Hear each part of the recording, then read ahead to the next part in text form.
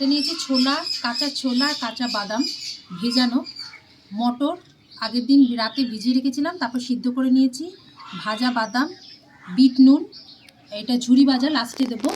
আর এখানে নিয়েছি শসা কুচানো, পেঁয়াজ কুচানো, টমেটো কুচানো, কাঁচা লঙ্কা কুচানো, গন্ধরাজ লেবু, এটা স্মেলটা ভালো হয়, তেঁতুলের জল, আর চাট মশলা দেবো, আর ধনেপাতা কুচি।